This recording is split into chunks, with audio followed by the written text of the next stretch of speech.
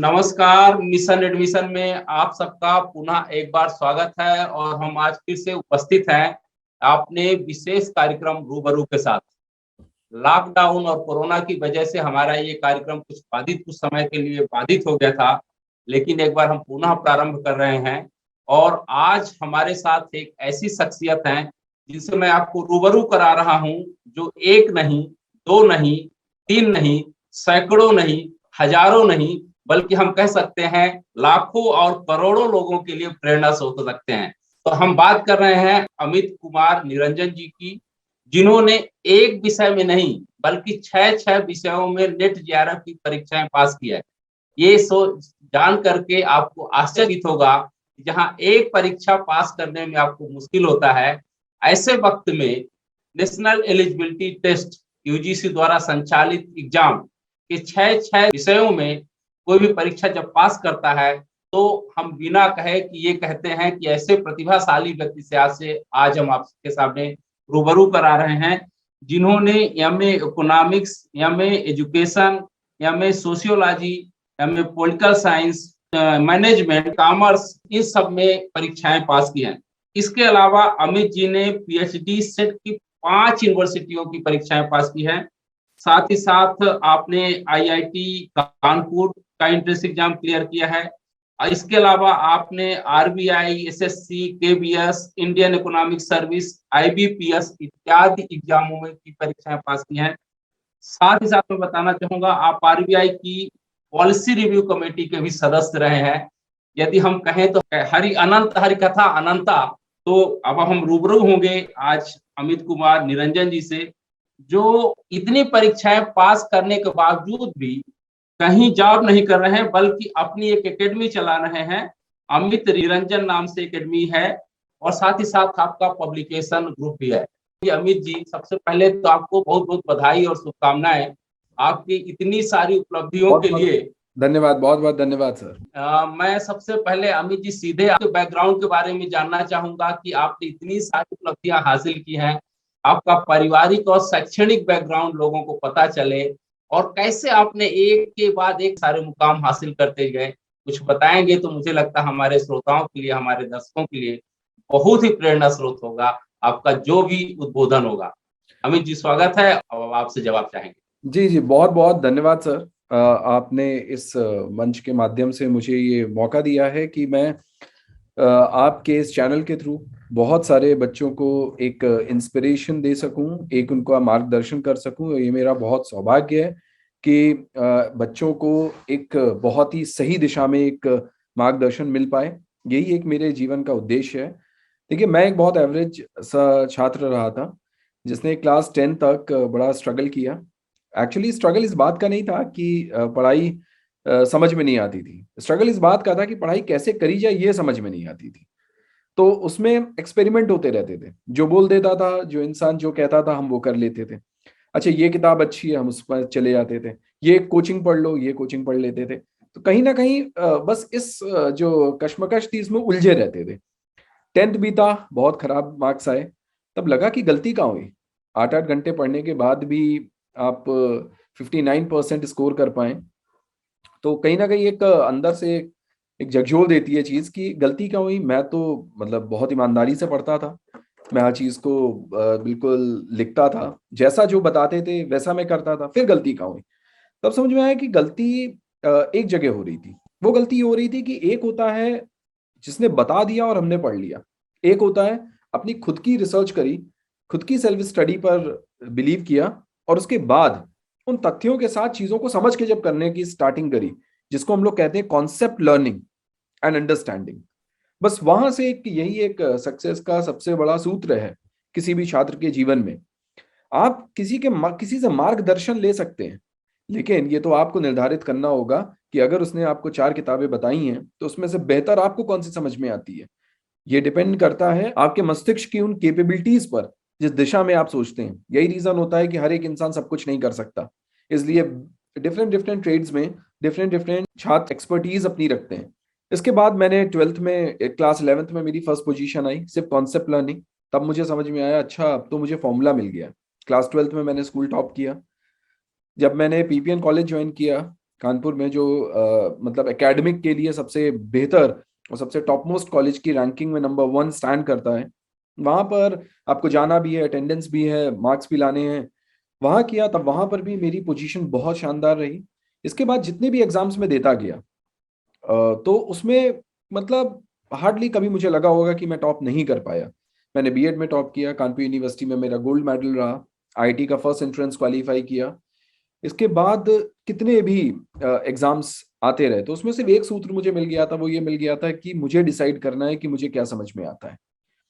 और इसमें बहुत बड़ा योगदान मेरे माता पिता का रहा, क्योंकि उन्होंने एक विश्वास जो होता है उन्होंने किया कि भाई 10th तक एक बच्चा अगर साइंस का मन बना चुका था, 9-10 में बड़ा मेरी इच्छा थी कि मैं साइंस लूं, लेकिन मौका नहीं मिला क्योंकि परसेंटेज कम आ गए। मतलब उस टाइम हमारी जो शिक्षा व्यवस्था थी, 2001 की बात बता रहा हूँ, जब मैंने 99 में मैंने 10th क्वालिफाई किया था, तो उस टाइम शिक्षा व्यवस्था ऐसी थी कि आप भाई 70% वाले हैं तो आपको साइंस दे देंगे।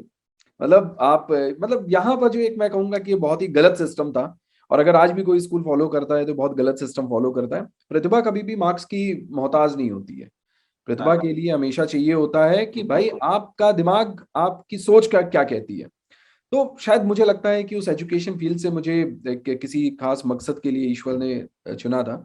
तो फिर जब मैंने इस पॉलिसी को फॉलो किया तो मैंने अपने लाखों स्टूडेंट्स को, कई सारे करीब आज तक मैं मुश्किल से मैं कहूंगा कि बहुत ज्यादा सफर तो नहीं तय किया है, लेकिन हाँ फिर भी मैं 5,000 से ज्यादा शिक्षकों को, कम से कम 150 से 200 ज्यादा से स्कूलों को, और एक जो ऑर्गेनाइज्ड वे में कम से come near about 1 lakh students को ट्रेन कर चुका हूं इस बात के लिए कि देखो तुम्हारे मार्क्स और तुम्हारा सोच दोनों में फर्क है।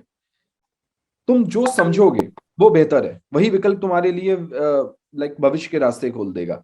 आप जिस एग्जाम्स के लिए अपने आप को बेहतर समझते हैं, जरूरी नहीं कि आप उसके लिए बंदिशों में बंद के आप उस पर उस एग्जाम को दें। इसको आप खुले मन से दे सकते हैं, जो आपकी सोच बढ़ाता है उस एग्जाम को दीजिए। मुझे लगता है कि आपको शायद फर्स्ट अटेम्प्ट में ही इस बारे में सक्सेस मिल जाएगी। तो सर मेरा तो बस यही रहा है, यही सफर रहा है, और इसी सूत्र के थ्रू मैं आज यहाँ तक पहुंचा हूँ। जी जी। निरंजन जी, आपकी बातों से लग रहा है कि छात्रों को एक बहुत बड़ा मैसेज मिला है कि रटने से नहीं बल्कि समझने से किसी भी एग्जाम को पास किया जा सकता है। और मुझे लगता है कि बहुत ज्यादा नोट्स की जगह कॉन्सेप्ट को समझे किसी भी विषय का, तो एब्सोल्युटली। उसके माध्यम से भी आप किसी भी परीक्षा को आसानी से पास कर सकते हैं। कुल मिला के कहें तो कला, परीक्षा पास करना एक कला है। जब तक समझ में नहीं आएगी तब तक आप परेशान रहेंगे, आप परीक्षा देते रहेंगे। जी लेकिन थोड़ा सा हम आपको अपने दर्शकों को बताना चाहेंगे, पारिवारिक और सामाजिक स्थिति भी क्या किसी तरह का दबाव डालती है क्या किसी भी प्रतिभा को आप रोकने के लिए, या कहीं आपको लगा ऐसा नहीं का देखिए दौर? असर तो सर बिल्कुल पड़ता है, क्योंकि होता क्या है कि देखिए रुकावटें तो तभी से चालू हो जाती हैं जब आप अपनी सोच को किसी दूसरे के ऊपर निर्भर करने की स्थिति में आप डाल देते हैं। अब बच्चा पहले से कह देता है मुझे नहीं समझ में आ रहा, जब जहां से ये बात आती है ना मुझे नहीं समझ में आ रहा, वहां से ज्ञान की, दूसरों के ज्ञान की बिल्कुल वेग चालू हो जाता है वहां से आना। और जब भी हम, और सही मार्गदर्शन मिलना आज के समाज में सबसे सबसे बड़ी चुनौती है। अब ये आपके लिए, अब बच्चे के पास देखिए सीमित समय है, सीमित साधन है ना, उसके पास बहुत बड़ा वक्त नहीं है कि वो अपनी लाइफ में एक्सपेरिमेंट करता रहे। तो वहां क्या होता है कि वो टूट जाता है। अगर उसका थोड़ा सा भी गलत मार्गदर्शन मिल गया तो वो बच्चा थोड़ा सा बिखर जाता है। अब परिवार की क्या जिम्मेदारी है? परिवार की ये जिम्मेदारी है कि देखिए आपने समाज ज्यादा देखा होता है, इंस्टेड ऑफ कि जब आप उस बच्चे से उम्मीद करते हैं कि एक 10वीं और 11वीं कक्षा का छात्र अपने कॉन्सेप्ट लर्निंग के लिए अपने आप को तैयार करे, उससे बेहतर है कि आप उसको पहले समझिए कि वो करना क्या चाहता है, किस स्थिति में है, और उसके बाद आप उसको सपोर्ट करिए। इंस्टेड ऑफ कि आप उसको ये देखते हुए कि भाई समाज किस तरफ जा रहा है और किसमें बहुत बड़ा नाम है, फेम है, ये तो नाम तो अपने आप बन जाता है। बस आप पहले उसको सही मार्गदर्शन के लिए जिम्मेदारी परिवार की है। आप बच्चे को बाहर नहीं निकलने दोगे, आप तो उससे नहीं बोलोगे कि जाओ मार्केट में सारी कोचिंग्स के बारे में जान के हो। एक पिता बोलेगा, एक बड़ा भाई बोलेगा, आस पड़ोस के लोग बोलेंगे कि नहीं यहाँ मेरा बच्चा पढ़ा था, ये ठीक है, सुनी सुनाई बातों पर, लेकिन हमने उस बच्चे को नहीं एनालिसिस किया, हमने उसको नहीं जज किया। तो यहाँ पर बहुत बड़ा जी समाज का और परिवार का योगदान है। जी, आपके उत्तर से पता चल रहा है कि बहुत ज्यादा बच्चों को पीयर ग्रुप से बहुत प्रभावित नहीं होना चाहिए, आसपास के एनवायरनमेंट और मीडिया से प्रभावित नहीं होना चाहिए, बल्कि पेरेंट्स की भी जिम्मेदारी होती है कि बच्चे की काबिलियत को समझे। एक तरह से मैनेजमेंट की भाषा में कहें तो स्वॉट एनालिसिस बच्चे का सबसे अच्छा कौन कर सकता है, तो माता पिता कर सकते हैं। उसके हिसाब से मुझे लगता है कि बच्चे को आगे बढ़ाना चाहिए, उसको मोटिवेट करना चाहिए, तब जाके मुझे लगता है किसी भी तरह के जीवन की परीक्षा आपको कठिनाई नहीं होगी। इसी से जुड़ा आगे मैं जानना चाहूंगा कि आपने 6 विषयों में आपने नेट जेआरएफ की परीक्षा पास की, आपको कब आया ऐसे लगा कि साइंस छोड़ करके commerce, management, political science, sociology में इंटरेस्ट एक के बाद एक होता चला गया और आपने सभी परीक्षाओं को, सभी विषयों को इतने अच्छे से पढ़ा कि आप फिर रुके नहीं? सर एक्चुअली ये विषय बड़े जुड़े हुए हैं हमारे समाज से, हमसे, सभी लोगों से। देखिए मैं एक बड़ा प्रैक्टिकल स्टूडेंट रहा, तो जब मैंने इकोनॉमिक्स को देखा तो इस पर पूरी अपनी आधारशिला टिकी होती है किसी भी देश की। सब कुछ खत्म हो जाता है अगर इकोनॉमी हिल जाए तो मेरे लिए ये मेरा एक मुख्य लाइक विषय रहा था। देन उसके बाद इसमें जब थोड़ा सा फिनेंस का रोल आ जाता है, तो कॉमर्स, क्योंकि मैंने एमकॉम कर रखा था, तो वहां से इकोनॉमिक्स, इकोनॉमिक्स से जुड़ा कॉमर्स और MBA, management is a common thing. भाई हर चीज में मैनेजमेंट की जरूरत है, हम कोई भी काम करें, डिफेंस से लेकर एक छोटी कंपनी से लेकर, परिवार से लेकर, समाज से लेकर, तो वहां पर एक स्थिति आ जाती है कि भाई मैनेजमेंट, तो ये तीनों सब्जेक्ट्स में अपने आप एक रुचि बढ़ी कि यार ये तो कनेक्टेड है। देन उसके बाद आया एजुकेशन। भाई एजुकेशन एक ऐसा रेवोल्यूशन है, जब आप किसी चीज में, किसी क्षेत्र में कुछ विकास की तरफ देखते हैं, तो कम से कम उस क्षेत्र की पूर्ण जानकारी होना चाहिए, वरना आप उसकी शॉर्टकमिंग्स और इंपॉर्टेंस को नहीं समझ पाएंगे और उन दोनों के बीच में तालमेल नहीं बना पाएंगे। तो मैंने बीएड भी किया, इसके बाद फिर मैंने एमए एजुकेशन किया। देन उसके बाद फिर मैंने एजुकेशन में नेट निकाला कि मुझे मौका मिलेगा अपने आगे शोध करने के लिए, तो मेरे पास एक व्यवस्थित डिग्रियों का समावेश होना चाहिए, जिसके बलबूते मैं आगे अपने रिसर्च पेपर्स और अपनी बातों को अपने बुक्स के माध्यम से, अपने प्रेजेंटेशन के माध्यम से रख सकूं।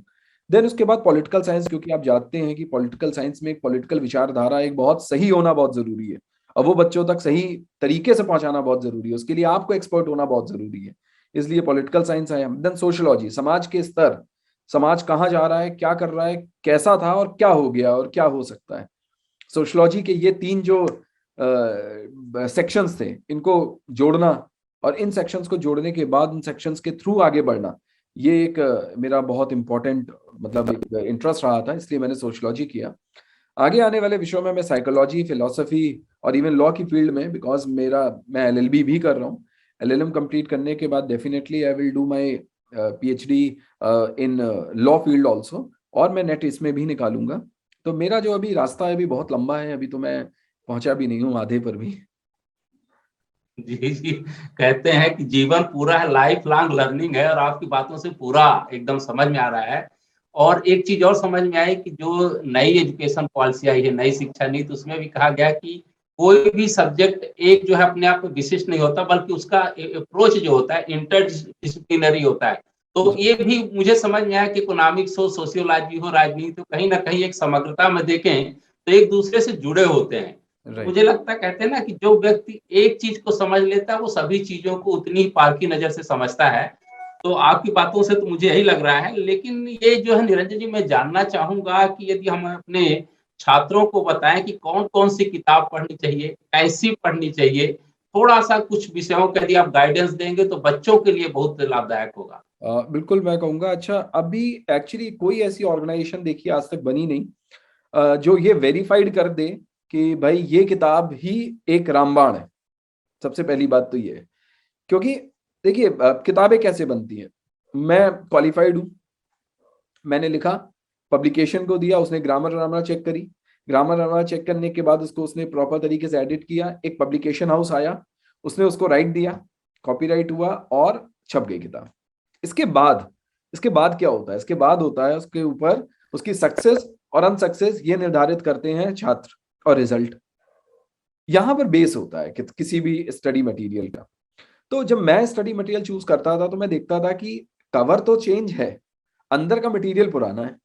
अब उसमें लिख दिया 2022, लेकिन अंदर जब मैं देखता हूँ मैं कहता अरे ये तो 2018-19 का ही कंटेंट है, थोड़ा बहुत एडिटिंग किया है, नए पेज में छापा है, कलर चेंज किया है, और किताब हमारे सामने मार्केट है।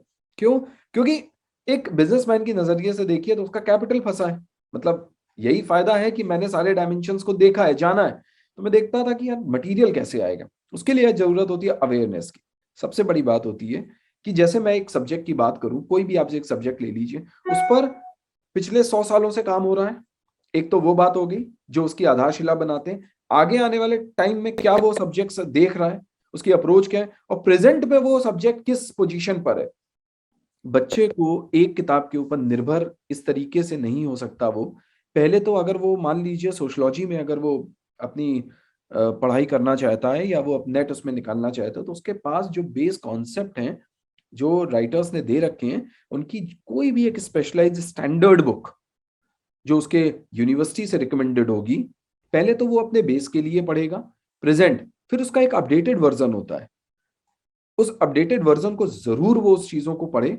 तीसरी चीज, फिर उसमें एक स्कोप होता है, एक स्कोप होता है आगे की सोच का। तभी तो आप एक हायर स्टडीज में रिसर्च करने की एक सोच डेवलप करते हैं।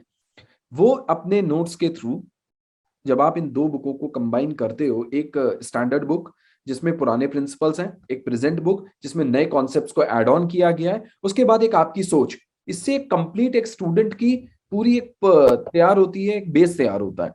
अगर वो ऐसा करता है तो आपने एग्जाम में पूछे जाने वाले तीनों सेक्शंस को कवर कर लिया। एग्जाम फोकस होता है तीन चीजों पर। क्या बेस है, नंबर टू प्रेजेंट में क्या है, नंबर थ्री अप्रोच क्या है जिसको हम कहते हैं एनालिसिस, और जिसको हम कहते हैं कि असर्शन रीजंस वाले questions, right, cause and effect वाले क्वेश्चंस। तो कॉज एंड इफेक्ट वाले क्वेश्चंस पुरानी किताबों में नहीं मिलेंगे, ये कमिंग में मिलेंगे। और जब पेपर वन की हम तैयारी करते हैं यूजीसी नेट में, तो हमारे लिए सबसे इंपॉर्टेंट होता है, पेपर वन में 10 सेक्शंस होते हैं। आप किसी भी किताब को देखेंगे तो राइटर उन्होंने पब्लिशर ने 10 सेक्शंस डिवाइड कर रखे हैं।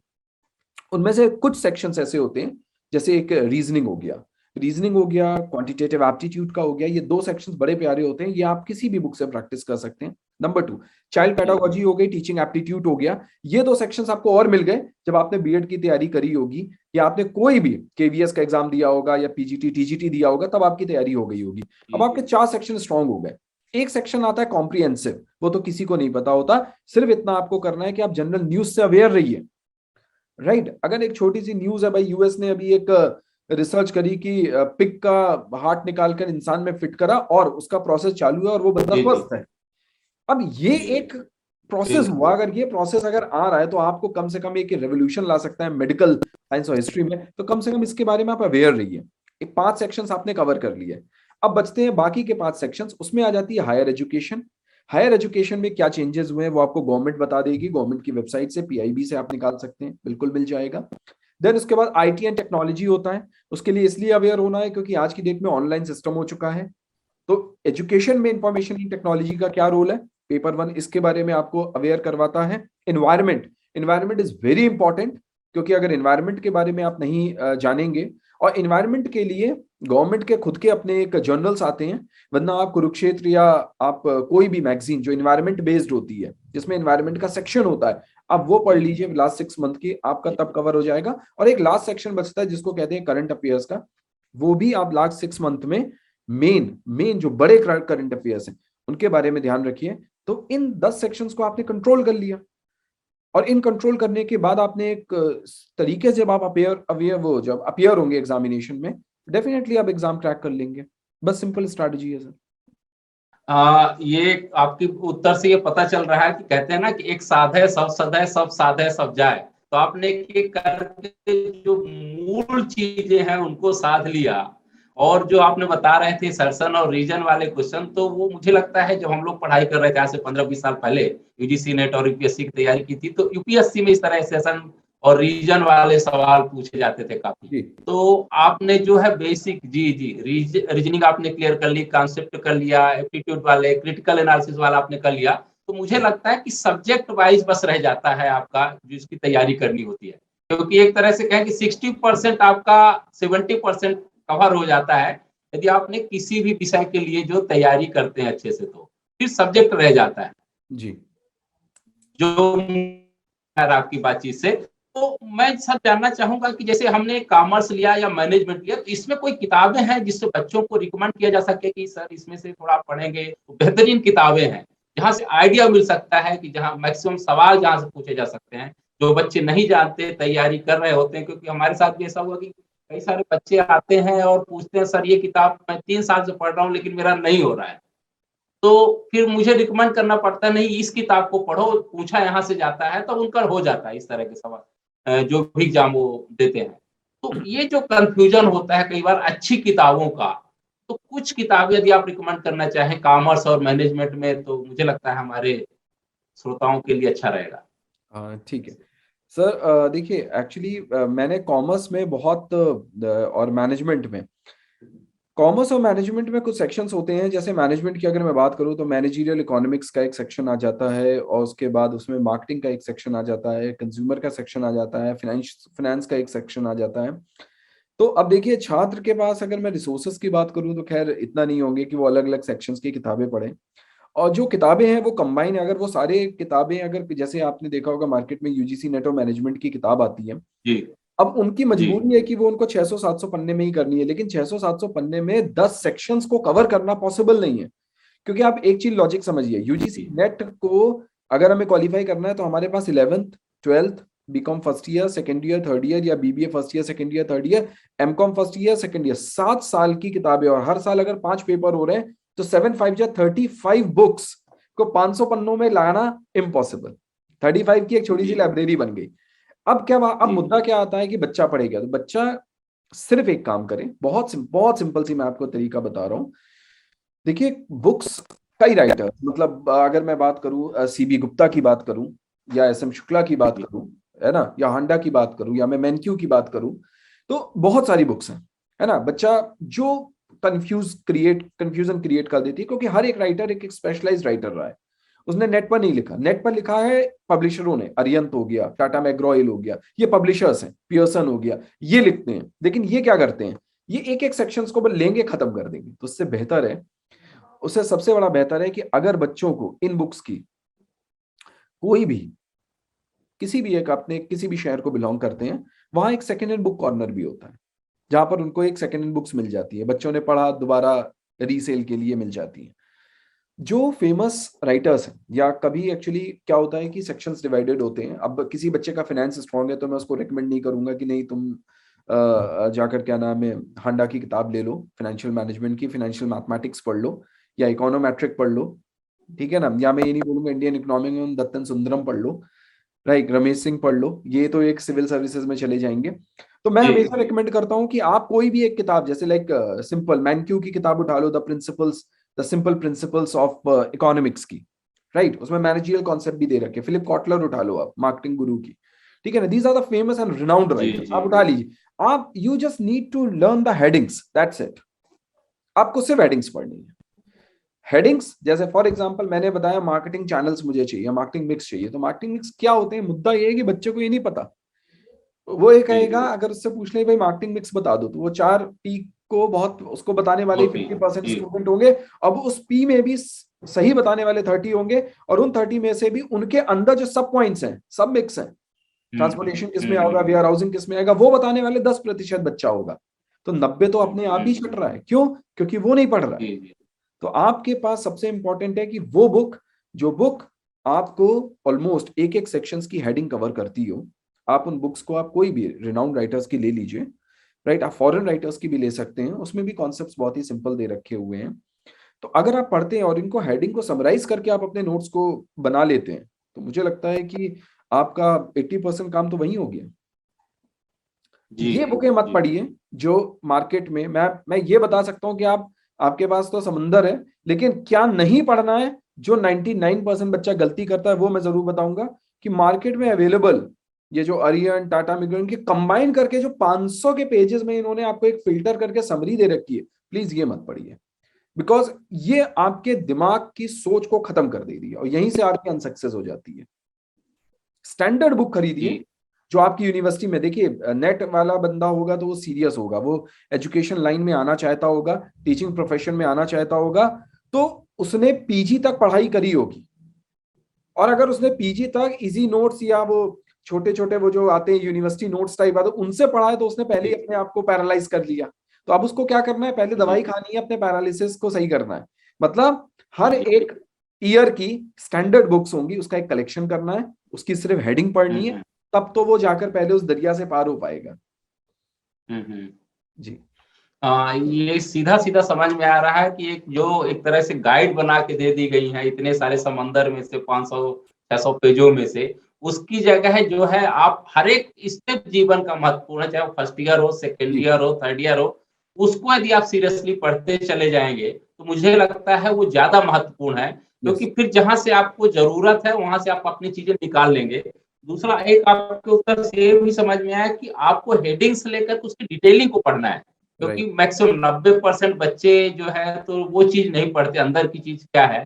और एक चीज़ और आपने बहुत अच्छी की और माना भी जाता है कि आदमी को ये पता चल जाए कि हमारे में क्या कमियाँ हैं, ये तो सबको पता होती है। कमियों को यदि काटते चले जाएँ, राइट इसी तरह है कि किताबों को कौन-कौन सी किताबें हमें नहीं पढ़नी, कहाँ समय अपना वेस्ट नहीं करना है। यदि ये पता चल जाए तो ज़्यादा आसानी होगी। सर एक इसी से जुड़ा हुआ और कुछ टिप्स देना चाहें बच्चों को किसी भी विषय में परीक्षा पास करना चाहें, तो किन-किन बातों को ध्यान रखना चाहिए नेट जेआरएफ क्लियर करने के लिए? कुछ ठीक महत्वपूर्ण सूत्र होंगे आपके पास ज़रूर, इतने विषयों में आपने नेट जेआरएफ पास किया है और साथ में आईआईटी जैसे एग्ज़ाम आपने पास किया है।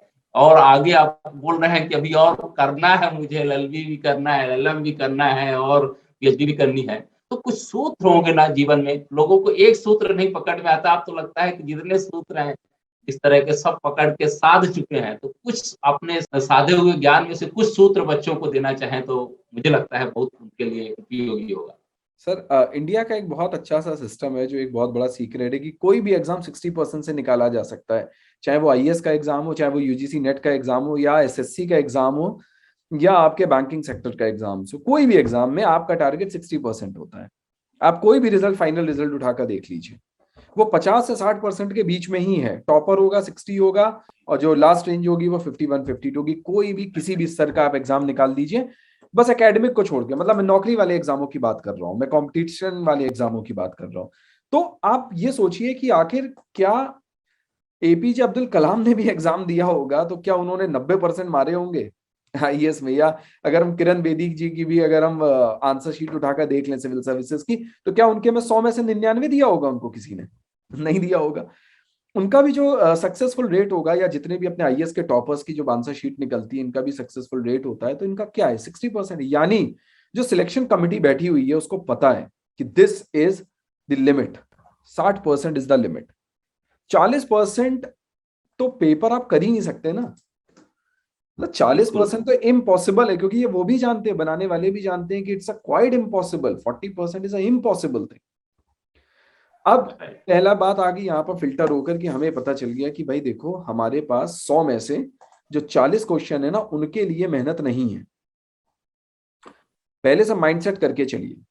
ठीक, जब आप पहले से माइंडसेट करके 60 का लेकर चलेंगे तो आप नहीं क्वालिफाई कर पाएंगे। आप 100 का लेकर चलिए। जी, भाई जी। 100 में से मुझे स्टार्टिंग के 10 आएंगे, बाद के 15 आएंगे, आखिरी के 5 आएंगे, इस तरीके से मिलाकर मेरी स्थिति है वो है 60 की। तो मैं पूरी किताब को, कॉन्स्टिट्यूशन किसी को पूरा रटा हो, लेकिन अगर कॉन्स्टिट्यूशन का पार्ट सिर्फ 10 क्वेश्चन का ही है 100 में से, तो 10 से ज्यादा क्या कर लोगे आप? और उसमें भी आप 10 में से 10 नहीं कर पाओगे, उसमें से भी 2 गलत होंगे। जी, पहले तो ये एक स्ट्रैटेजी यहां से स्टार्ट बिल्ड होती है कि आपने 60% का जो टारगेट है वो आपके माइंड में सेट होना चाहिए कि भाई एनी जी, हाउ मुझे अपने स्ट्रॉन्ग पॉइंट को 60 तक पहुंचाना है। अच्छा, दूसरा टारगेट क्या होता है? दूसरा टारगेट ये होता है कि फिर आप एक एग्जाम देकर देखिए अभी आप कहां पर हैं। तो पता चला कि आप 100 में से जितनी आपने अभी तक तैयारी करी है, या जो भी तैयारी आपकी नहीं भी करी है, जिस तैयारी तक आप हैं, आप 40 नंबर ले आते हैं।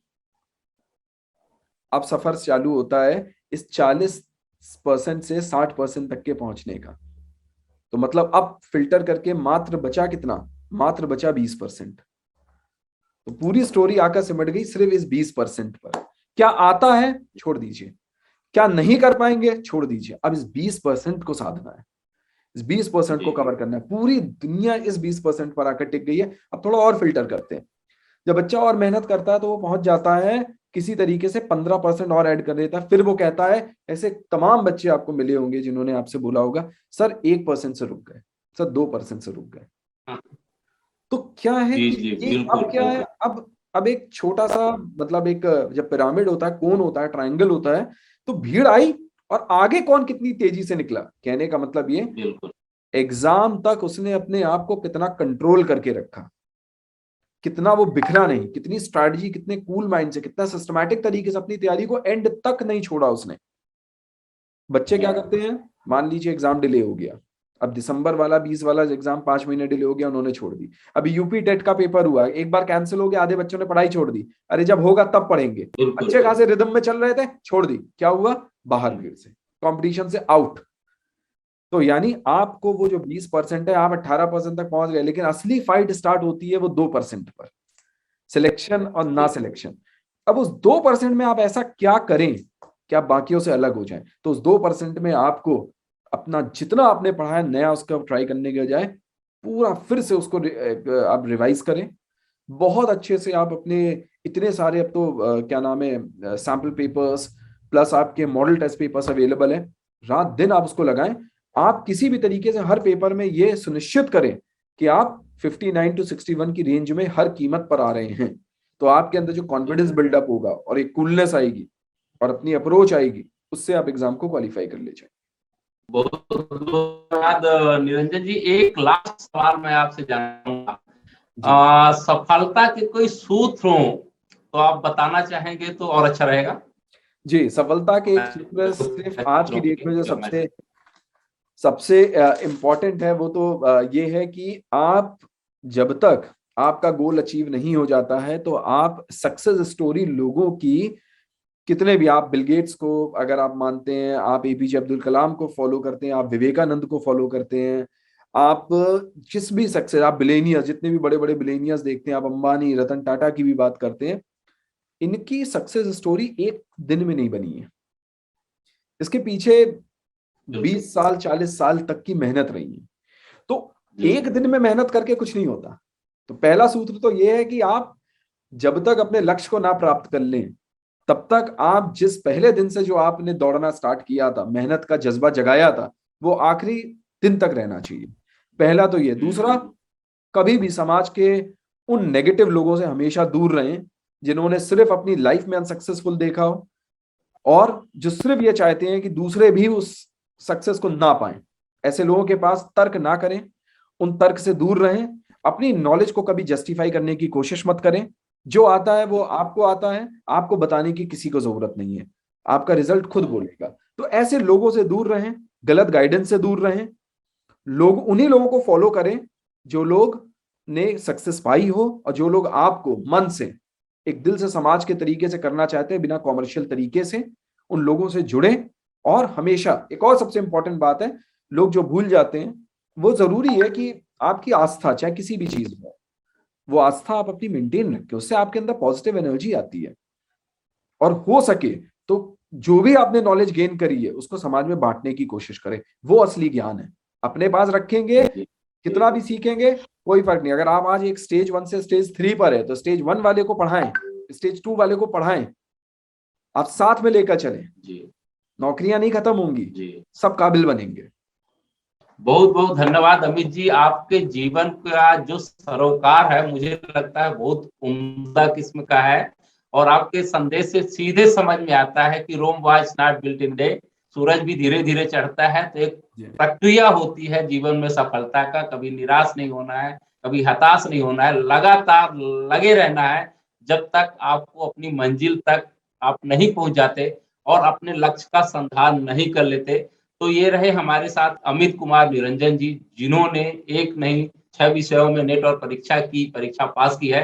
और साथ ही साथ कितना बढ़िया विचार है इनका कि हम अपने लिए तो सब जी लेते हैं। तो मुझे लगता है जो आपने पाया है उसमें कहीं ना कहीं एक हमारा सरोकार है, तो सब कुछ इसी जीवन से पाया है।